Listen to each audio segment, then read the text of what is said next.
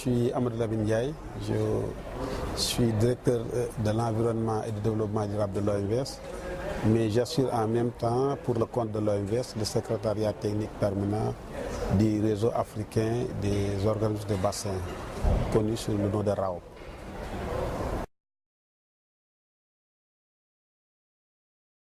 La mission du RAOP, c'est d'appuyer les bassins africains qui sont nombreux, mais aussi de favoriser la création de nouveaux organismes de bassins au niveau du continent africain. Pour les bassins existants, le réseau créé il y a un peu plus d'une décennie avait pour objectif de partager les expériences entre les bassins. Quand on dit partage, c'est à la fois les expériences réussies que les difficultés dans la gestion des bassins versants. Et certains qui ont cheminé longtemps, qui ont réussi certaines activités, peuvent par la même occasion partager ces succès avec d'autres. Les bassins aussi qui ont du mal à décoller peuvent profiter de l'expérience des autres pour pouvoir s'améliorer.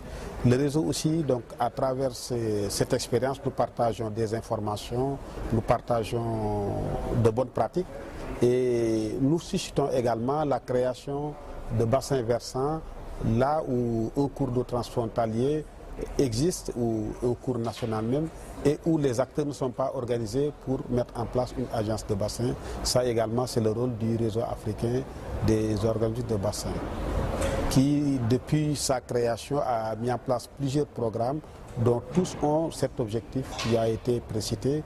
Et parmi ces programmes, permettez-moi d'en citer deux.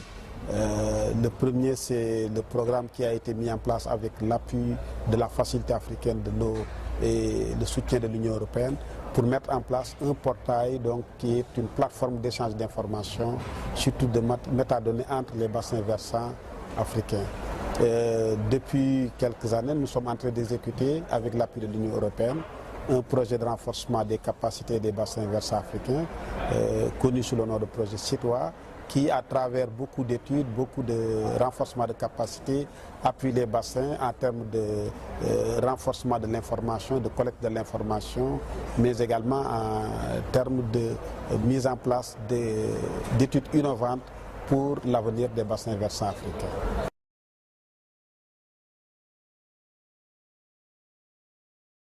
Le secrétariat technique permanent, c'est l'administration du réseau, parce que le réseau comprend deux entités. Il y a une présidence, mais il y a un secrétariat technique permanent.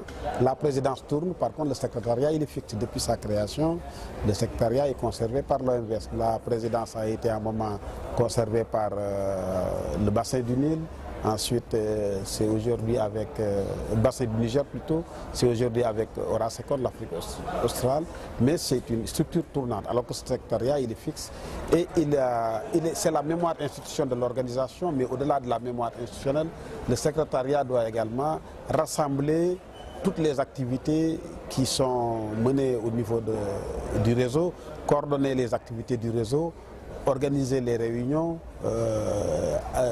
abriter les projets, appuyer le développement des projets. En gros, c'est l'organe fonctionnel du réseau. Le message, c'est que le réseau africain appuie des bassins qui sont des entités fortes pour le développement de nos États, parce que leurs activités tournent autour de domaines clés de développement économique, à savoir le secteur de l'énergie, le secteur des infrastructures, mais également celui de l'agriculture irriguée, sans oublier l'eau potable pour l'alimentation des populations.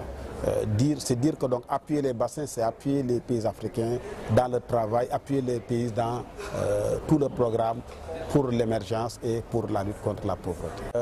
Un message à tous ceux qui sont dans ces bassins de comprendre que l'Afrique constitue une seule entité et que le développement de ce continent est l'affaire de tous et doit se faire de façon solidaire.